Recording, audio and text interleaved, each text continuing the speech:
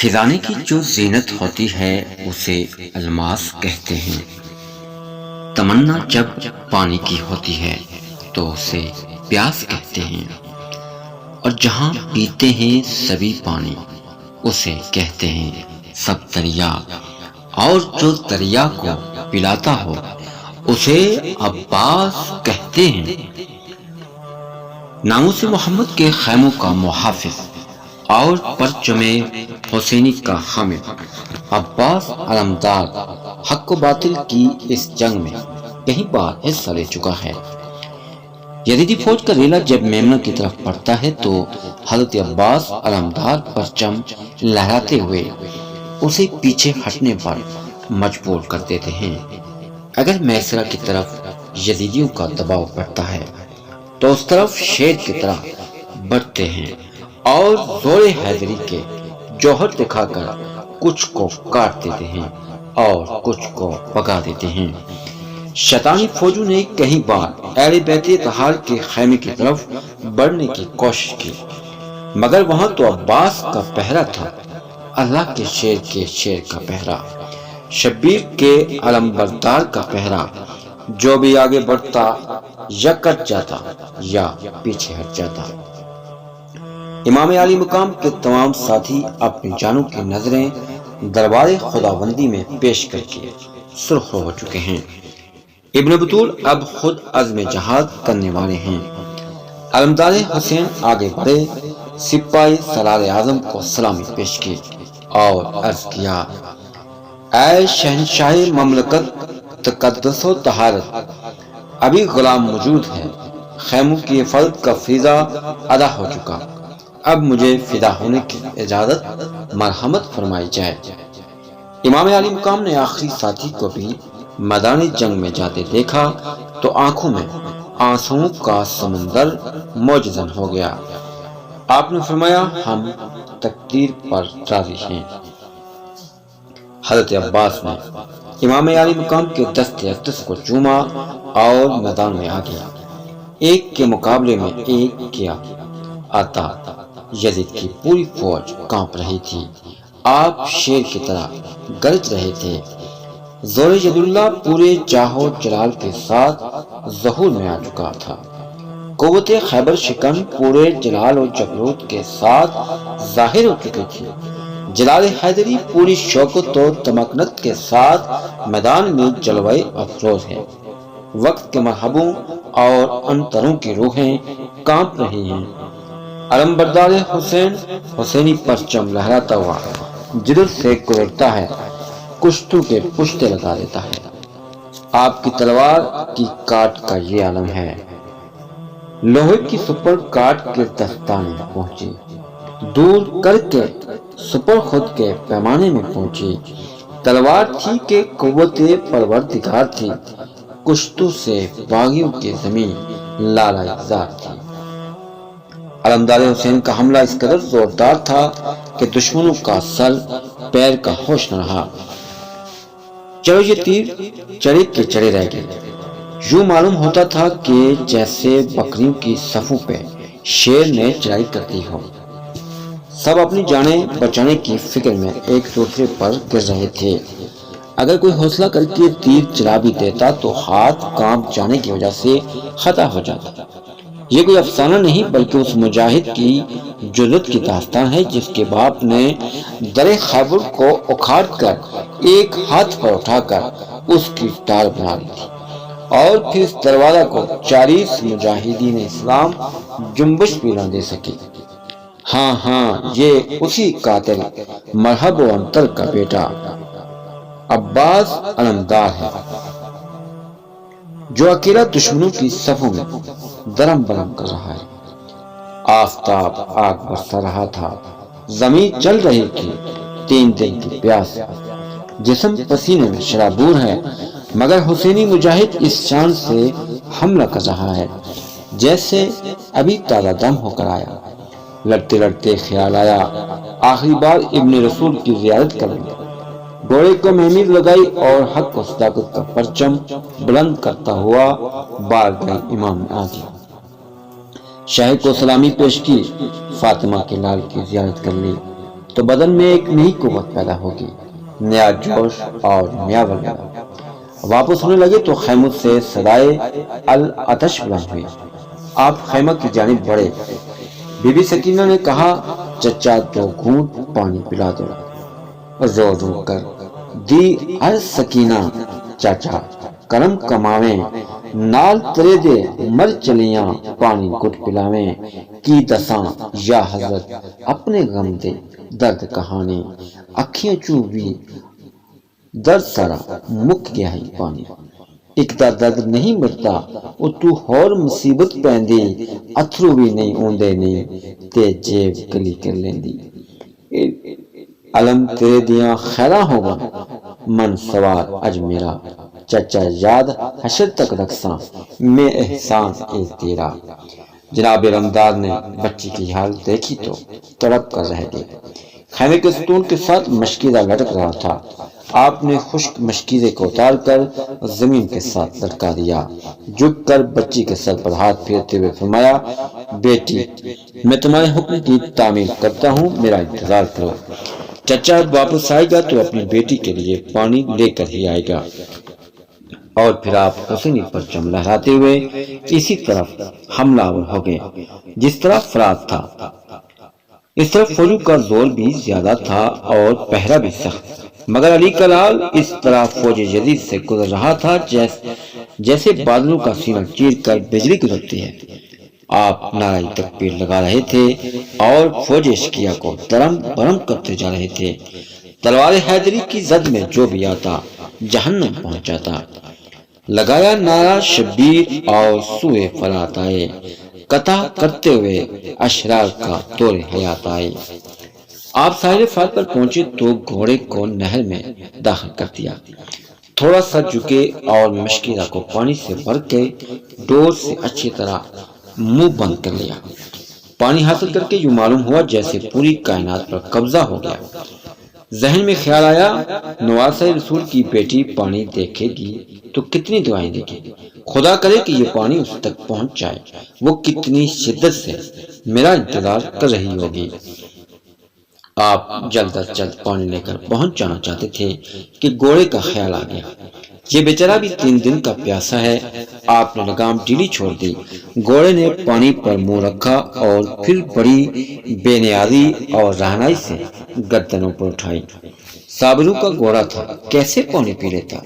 کوفی انسان تھے مگر بے وفا تھے، یہ جانور تھا مگر با وفا تھا۔ بے وفا انسان با وفا جانوروں سے بدتر ہوتا ہے۔ اصحاب کہف کا کتا وفادار تھا، وہ جنت میں جائے گا۔ یزید نے خدا اور اس کے رسول سے بے وفائی کی تھی اور وہ اس کے ساتھی جہنم کا ایندھن بن گئی۔ بے جان مٹی پھولوں کی ہمنشینی سے خوشبودار ہو گئی۔ صابروں کا گھوڑا صابروں کے ساتھ رہ کر صابر ہو گیا۔ وہ دیکھ رہا تھا کہ میرے سوار نے پانی نہیں پیا۔ اس کے جذبہ وفاداری نے اسے سکھا دیا تھا کہ جب تک مالک پانی نہیں پیے گا ہرگز پانی نہیں پینا۔ اشارہ اسب تاریخ کو کیا پانی کے پینے کا۔ پیاسا گرچہ تھا گھوڑا تھا واقف پر کرینے کا۔ لگا جب منہ سے پانی ہونٹوں تک جس دم تری آئی، ہٹا لی خود ہی سطح آپ سے گردن بڑے نائے۔ تھا مرکب رازداں بے شبہ ہمدرد اس کو کہتے ہیں، جمال ہمنشین درمن اثر کر اس کو کہتے ہیں۔ جناب رمدار نے خیال کیا کہ ایک گھونٹ پانی پی لوں تو تلوار زیادہ چلا سکوں گا۔ آپ نے چلو میں پانی بھر لیا، منہ تک لائی تو تشنہ لبوں کی یاد آ گئی، ابن رسول کی یاد آ گئی، ابن رسول کی پیاس یاد آ گئی، سکینہ کا تڑپنا یاد آ گیا، پاک دامنوں کے خشک ہونٹ یاد آ گئے، بیمار عابد کا جلتا ہوا سینہ آ گیا، علی اصغر کا ستا ہوا معصوم چہرہ یاد آ گیا۔ لا حول ولا قوت الا باللہ پڑا اور پانی زمین پر پھینک دیا۔ پانی ایسے لگا جیسے زہر حلال ہو۔ تشنہ لبوں نے دل کو قائل کر دیا۔ نبی کے خاندان والے پیاسے یاد آتے ہیں۔ پڑا لا حول، پانی ہاتھ سے سارا گراتے ہیں۔ تصور سامنے اصغر کو لایا تو تڑپ اٹھے، سکینہ کا تڑپنا یاد آیا تو تڑپ اٹھے۔ خیال آیا جناب اکبر و قاسم کی پیاسوں کا، جناب زینب کبریٰ کا حیدر کے نواسوں کا خیال آیا جناب فاطمہ کا لال پیاسا ہے، میں کیوں پانی پیوں پیاسا، محمد کا نواسا ہے۔ یہ سوچا تو اسی لمحے پلٹ عباس آتے ہیں، لبے دریا پر جا کر بھی وہ لے کر پیاس آتے ہیں۔ حیدر کا شیر جس شان و شکوہ سے ساحل فرات پر پہنچا تھا، اسی جلال و جبروت اور مجاہدانہ کروفر کے ساتھ واپس آ رہا ہے۔ راستے میں یزیدی فوج اسی طرف حائل ہے۔ عمر بن سعد پکار اٹھا، ساتھیوں بزدلی نہ دکھاؤ، اگر یہ پانی لے جانے میں کامیاب ہوگے تو پھر ان پر قابو نہ پا سکو گے۔ علی کے ان دونوں بیٹوں عباس اور حسین نے پانی پی لیا تو یہ تمہیں گاجر مولی کی طرح کاٹ کر رکھ دیں گے۔ ابھی وقت ہے، پورے زور سے حملہ کر دو اور اس اکیلے کو پانی پینے سے پہلے ہی سیر کر لو۔ بار بار غیرت دلانے پر فوج جدید کے کچھ حواس درست ہوئے اور انہوں نے چو طرف حملہ کیا۔ ابن حضر اکیلا ہے اور اس پر تیروں، تلواروں، نیزوں، بالوں اور پرچیوں کی بارش چاروں طرف سے ہو رہی ہے۔ آپ پوری جوان مردی اور بہادری سے لڑتے ہوئے مسلسل آگے بڑھ رہے ہیں، جو بھی تلوار کی زد میں آتا کٹ جاتا۔ علمبردار کا گھوڑا ابھی بڑھ رہا ہے اور دشمن کا گھیرا بھی بڑھ رہا ہے۔ آپ پوری شدت سے مصروف جنگ ہیں کہ عقب سے نوفل نامی لعین نے آپ کے دانے بازو پر بھرپور حملہ کر دیا۔ آپ کا بازو کٹ گیا، خون کا فوارہ پھوٹ نکلا۔ آپ نے بائیں ہاتھ سے تلوار سنبھالی اور چند قدم لڑتے ہوئے آگے بڑھے۔ اب چہرہ جلال پہلے سے بڑھ چکا ہے، تلوار برابر چل رہی ہے کہ کسی شکی نے پیچھے سے بایاں بازو بھی کاٹ دیا۔ اب شہزادہ رسول کے علمبردار نے دونوں بازو کٹے ہوئے ہیں، پانی کی مشک بھی نیچے گری ہوئی ہے اور تلوار بھی نہیں چل سکتی۔